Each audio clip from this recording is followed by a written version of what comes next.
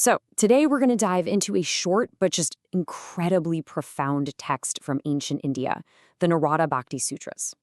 Think of it as a guide to what it describes as the absolute highest, most transformative form of love imaginable. But let me start with a question for you. How would you actually describe the taste of, say, a fresh mango to someone who's never had one?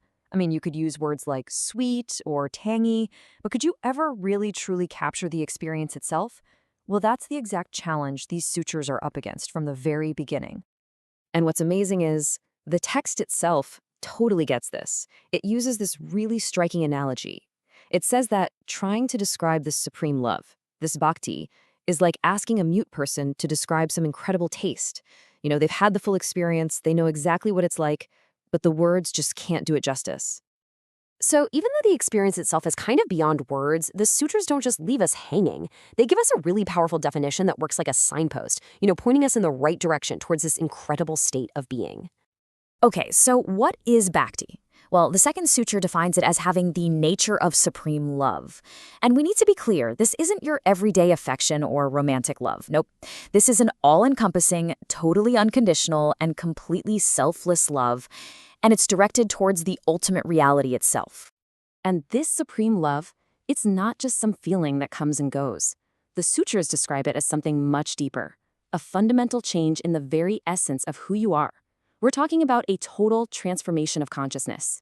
For instance, Sutra 3 calls it Amrita, which is the mythical nectar of immortality. And the idea here is pretty profound. Attaining this state of supreme love brings a fulfillment that is so absolute, so complete, that it lets you rise above the fear of death and all the usual struggles of life. And Sutra 54 really gets into the nitty-gritty of what this love feels like. It's attributeless and desireless, which means it wants nothing in return. It's not static. It's always expanding, moment by moment. It's unbroken. It's subtler than anything our senses can pick up. And here's the kicker. It's a pure experience. It's an end in itself. So what happens to a person who actually gets there? For them, these ideas aren't just abstract concepts. They become a living, breathing reality. The sutras paint a really clear picture of this incredible inner transformation. Okay, so according to Sutras 4 through 6, the person who achieves this becomes perfect, immortal, and utterly satisfied.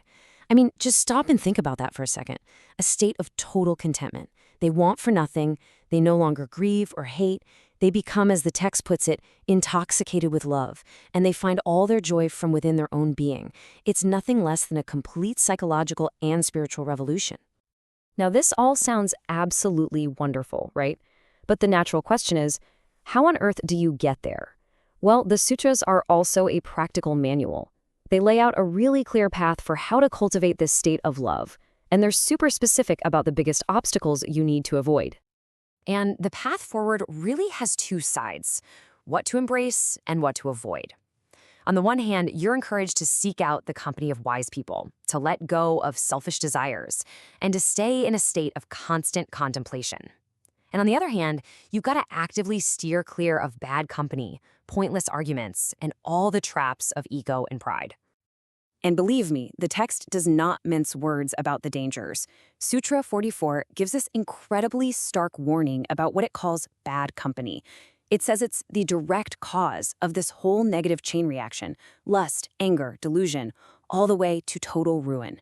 So the environment we put ourselves in, it's absolutely crucial. And this brings us to the final and, honestly, maybe the most radical argument in the entire text. It's here that the sutras position bhakti not just as one path among many, but as something completely unique, something supreme. This comparison is just key to understanding the whole thing. So you have traditional spiritual paths like karma, the path of selfless action, and jnana, the path of intellectual knowledge. And the sutras say, hey, those are great paths, but they're a means to an end. They get you somewhere. Bhakti, the path of love, is different. It's described as being the nature of the fruit itself. So, the crucial point, the main takeaway is this. From the perspective of these sutras, you don't practice love to get to enlightenment. The practice of supreme love is enlightenment. It's the journey and the destination all rolled into one. And that really leaves us with a final thought to chew on. This ancient text is proposing that the ultimate truth isn't some concept to be figured out with our minds, but a profound love to be felt in our hearts. So the question is, what might change? For us, in our lives, and how we deal with each other? What changes if we start to see the world through that lens?